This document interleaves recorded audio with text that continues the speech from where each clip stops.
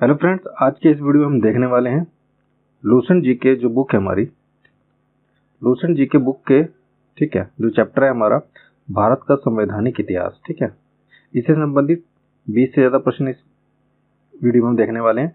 जितने भी ये क्वेश्चन होंगे, प्रश्नोत्तर, महत्वपूर्ण प्रश्नोत्तर होंगे, आपकी सभी आगामी प्रतिपरीक्षाओं के लिए इंपोर्टेंट रहने वाले हैं। अगर आप भी किसी कम्पिटिटिव एग्जाम की तैयारी करते हैं, यानी कि प्रतियोगी परीक्षा की तैयारी करते हैं, तो ये आपके लिए वीडियो इंपोर्टेंट रहने वाला है, तो वीडियो में अंत तक बने रहेगा। चलिए अपना प्रश्न देखते हैं। पहला दोस्तों, आज का हमारा पहला प्रश्न है, बी आर अम्बेडकर और महात्मा गांधी के मध्य सन 1932 में हस्ताक्षरित पूना समझौते में प्रावधान था। आपको बताना है कि पूना समझौते में क्या प्रावधान था। दोस्तों, पूना समझौते का जो प्रावधान था वो था हरिजनों के लिए आरक्षण सहित संयुक्त निर्वाचन क्षेत्र का। ठीक है, पूना समझौते का मुख्य प्रावधान था हरिजनों के लिए आरक्षण सहित संयुक्त निर्वाचन क्षेत्र का। ऑप्शन डी बिल्कुल सही होगा। दोस्तों, इस प्रश्न से आपके 2 से 3 प्रश्न बनेंगे। देखिए कैसे। एक प्रश्न तो आपका ये बनता है, पूना समझौता कब हुआ था। ठीक है, पूना समझौते का वर्ष क्या था दोस्तों, ये था 1932। ठीक है, याद रखना है आपको, पूना समझौते का जो वर्ष था 1932 था। ठीक है, ये किन किन के बीच में हुआ था, ये हुआ था डॉक्टर बी आर अम्बेडकर और महात्मा गांधी जी के मध्य हुआ था। ठीक है, इन दोनों के बीच में ये पूना समझौता हुआ था सन 1932 में। जिसका मुख्य प्रावधान था हरिजनों के लिए आरक्षण सहित संयुक्त निर्वाचन क्षेत्र का। दोस्तों, इंपोर्टेंट क्वेश्चन है, आपको याद रखना है। चलिए अगला प्रश्न देखते हैं। हमारा अगला प्रश्न है, निम्नलिखित में से किस अधिनियम द्वारा भारत के गवर्नर जनरल को अध्यादेश जारी करने की शक्ति प्रदान की गई। दोस्तों, भारत के गवर्नर जनरल को अध्यादेश जारी करने की जो शक्ति थी वो प्रदान की गई थी भारतीय परिषद अधिनियम 1861 के द्वारा। भारतीय परिषद अधिनियम 1861 के द्वारा भारत के गवर्नर जनरल को अध्यादेश जारी करने की शक्ति प्रदान की गई थी। ऑप्शन बी बिल्कुल सही होगा। चलिए अगला प्रश्न देखते हैं। दोस्तों, हमारा अगला प्रश्न है,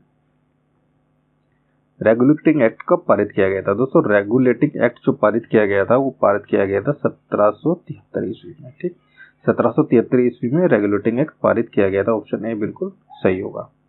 चलिए अगला प्रश्न देखते हैं। हमारा अगला प्रश्न है, भारत के गवर्नर जनरल को किस एक्ट के द्वारा अपनी समिति के निर्णय को अस्वीकार करने का अधिकार मिला। दोस्तों, भारत के गवर्नर जनरल को किस एक्ट के द्वारा समिति के निर्णय को अस्वीकार करने का अधिकार मिला। दोस्तों, इस प्रश्न का सही उत्तर होगा 1786 के अमेंडमेंट एक्ट के द्वारा। ठीक है, 1786 का जो अमेंडमेंट एक्ट था उसके द्वारा ही गवर्नर जनरल को अपनी समिति के निर्णय को अस्वीकार करने का अधिकार मिला। ऑप्शन सी बिल्कुल सही होगा। चलिए अगला देखते हैं। महारानी विक्टोरिया को भारत की सम्राज्ञी नियुक्त किया गया था, यानी कि किस वर्ष में महारानी विक्टोरिया को भारत की सम्राज्ञी जो है नियुक्त किया गया था। दोस्तों, इस प्रश्न का सही होगा उत्तर 1876 ईस्वी। 1876 ईस्वी में महारानी विक्टोरिया को भारत की सम्राज्ञी नियुक्त किया गया था। ऑप्शन सी बिल्कुल सही होगा। चलिए अगला प्रश्न देखते हैं। दोस्तों, हमारा अगला प्रश्न है, मार्ले मिंटो सुधार का उद्देश्य क्या था। दोस्तों, मार्ले मिंटो सुधार जो था उसका उद्देश्य था पृथक निर्वाचन प्रणाली। ठीक है, पृथक निर्वाचन प्रणाली मुख्य उद्देश्य था किसका, मार्ले मिंटो सुधार का। ठीक, ऑप्शन ए बिल्कुल सही होगा। चलिए अगला प्रश्न देखते हैं। दोस्तों, हमारा अगला प्रश्न है, मार्ले मिंटो सुधार बिल किस वर्ष पारित किया गया था। दोस्तों, मार्ले मिंटो सुधार बिल जो था वो पारित किया गया था वर्ष 1909 में। ठीक है, वर्ष 1909 में पारित किया गया था मार्ले मिंटो सुधार बिल। ऑप्शन बी बिल्कुल सही हो जाएगा। चलिए दोस्तों, इंपोर्टेंट क्वेश्चन है, ये आपको याद रखना। काफी बार ये एग्जाम में पूछा गया है, वर्ष आपको कई बार पूछा जा चुका है। ठीक है, ऐसे भी देखिए यूपीपीसी 1994 में आ चुका है, इसके अलावा भी बहुत से एग्जाम में आ चुका है। चलिए अगला प्रश्न देखते हैं। हमारा अगला प्रश्न है, मुसलमानों के लिए अतिरिक्त निर्वाचक मंडल प्रारंभ में किसके द्वारा लाया गया था।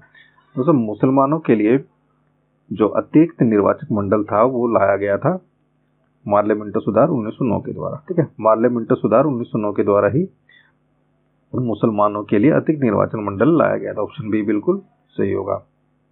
चलिए अगला प्रश्न देखते हैं। 1909 के इंडियन काउंसिल एक्ट में किस बात की व्यवस्था की गई थी। दोस्तों, 1909 के इंडियन काउंसिल एक्ट में जो व्यवस्था की सांप्रदायिक प्रतिनिधित्व की, किसकी सांप्रदायिक प्रतिनिधित्व की व्यवस्था की गई थी, किसमें, 1909 के इंडियन काउंसिल एक्ट में। ऑप्शन बी बिल्कुल सही हो जाएगा। चलिए अगला प्रश्न देखते हैं। दोस्तों, हमारा अगला प्रश्न है, मॉन्टेग्यू चेमस्फोर्ड सुधार में प्रावधानों का सार था, यानी कि आपको बताना है मॉन्टेग्यू चेमस्फोर्ड सुधार जो थे उनके प्रावधानों का सार क्या था। दोस्तों, इस प्रश्न का सही उत्तर होगा प्रांतों में दोहरा शासन। ठीक है, मॉन्टेग्यू चैंसलर सुधार में जो प्रावधान था उनका सार था प्रांतों में दोहरा शासन। ऑप्शन बी बिल्कुल सही हो जाएगा। चलिए अगला प्रश्न देखते हैं। 1946 का कैबिनेट मिशन 3 मंत्रियों से गठित था, निम्नलिखित में से इसका कौन इसका सदस्य नहीं था। देखिए 1946 में जो कैबिनेट मिशन था उसके 3 मंत्री थे। ठीक है, आपको बताना है इसमें कौन उसमें मंत्रियों में शामिल नहीं था। दोस्तों इस प्रश्न का सही होता लॉर्ड एमरी। ठीक है, लॉर्ड एमरी जो थे इस कैबिनेट मिशन में शामिल नहीं थे। ठीक है, यानी कि ऑप्शन डी बिल्कुल सही होगा। इसके सदस्य 3 थे, लॉर्ड पैथिक लॉरेंस, एवी अलेक्जेंडर और सर स्टेफोर्ड क्रिप्स। ठीक है, ये तीनों कैबिनेट मिशन के 3 मंत्री थे। ये आपको याद रखना इंपोर्टेंट क्वेश्चन है। चलिए अगला प्रश्न देखते हैं। दोस्तों कैबिनेट मिशन योजना के विषय में कौन सा सही नहीं है, आपको बताना है कि कौन सा वक्तव्य सही नहीं है किसके लिए, कैबिनेट मिशन योजना के विषय में। दोस्तों इस प्रश्न का सही उत्तर होगा हमारा पाकिस्तान की स्वीकृति। ठीक, पाकिस्तान की स्वीकृति कैबिनेट मिशन योजना का ये जो ऑप्शन है ये गलत है, ऑप्शन सी इसका सही होगा। देखिए इसके अंदर जो कैबिनेट मिशन में थे ना, प्रांतीय समूहीकरण की बात की गई थी, भारतीय राज्यों द्वारा अंतरिम मंत्रिमंडल की प्रावधान था और संविधान निर्माण का अधिकार दिया गया था। ठीक है, ये 3 दिए गए थे, पाकिस्तान की स्वीकृति कैबिनेट मिशन के द्वारा नहीं दी गई थी। चलिए अगला प्रश्न देखते हैं। हमारा अगला प्रश्न है, भारत का संविधान लागू होने तक स्वतंत्रता के पश्चात इसका शासन किसके अंतर्गत चलाया गया। दोस्तों ये चलाया गया था भारत का संविधान लागू होने तक, यानी कि 1950 में संविधान लागू हुआ था। ठीक है, यानी 1947 में देश आजाद होता है हमारा और 1950 में संविधान लागू होता है। ठीक है, उसके बीच का जो काल था वो किसके द्वारा चलाया गया था, वो चलाया गया था 1935 के भारत सरकार अधिनियम के अनुसार। ठीक है, ऑप्शन सी बिल्कुल सही हो जाएगा। दोस्तों ये भी इंपोर्टेंट क्वेश्चन है, आपको याद रखना है। चलिए अगला प्रश्न देखते हैं। भारतीयों को वर्ष 1947 में सार्वभौम सत्ता सौंपने की योजना निम्न में से किस नाम से जानी गई। दोस्तों भारतीयों को वर्ष 1947 में सत्ता सौंपने की जो योजना थी वो जानी गई थी माउंटबेटन योजना। ठीक है, माउंटबेटन योजना के नाम से जानी गई थी भारतीयों को 1947 में सत्ता सौंपने की योजना। ठीक है, ऑप्शन सी बिल्कुल सही होगा। चलिए अगला प्रश्न देखते हैं। दोस्तों हमारा अगला प्रश्न है, अखिल भारतीय महासंघ स्थापित करने का प्रावधान शामिल किया गया था, किसमें शामिल किया गया, आपको बताना है कि किस ऑप्शन में अखिल भारतीय महासंघ स्थापित करने का जो प्रावधान शामिल किया गया था। दोस्तों ये किया गया था भारत सरकार अधिनियम 1935 में।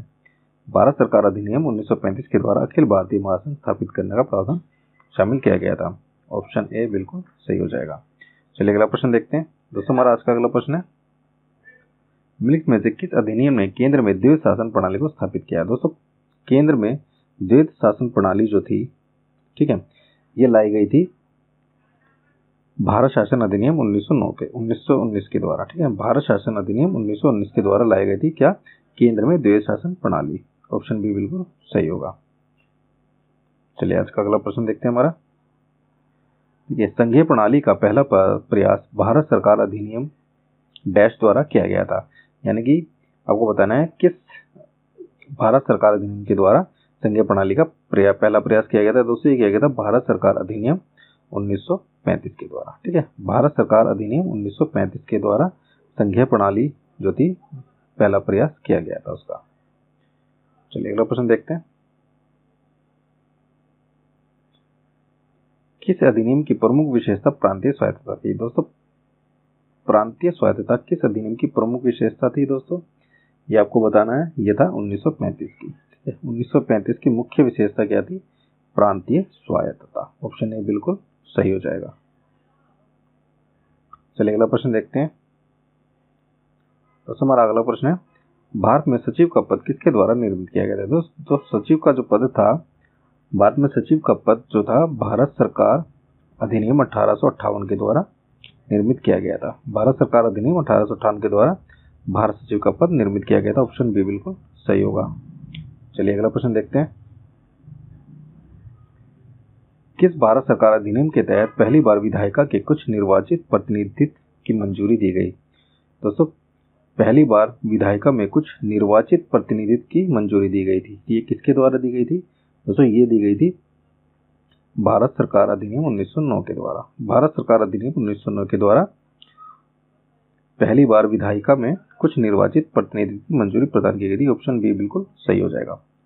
चलिए अगला प्रश्न देखते हैं दोस्तों। हमारा आज का अगला प्रश्न है, भारत शासन अधिनियम 1935 द्वारा स्थापित संघ में अवशिष्ट शक्तियां किसे दी गई थी? दोस्तों भारत शासन अधिनियम 1935 में कुछ स्थापित संघ में जो अवशिष्ट शक्तियां थी, ठीक है, वो किसे प्रदान की गई थी? ये प्रदान की गई थी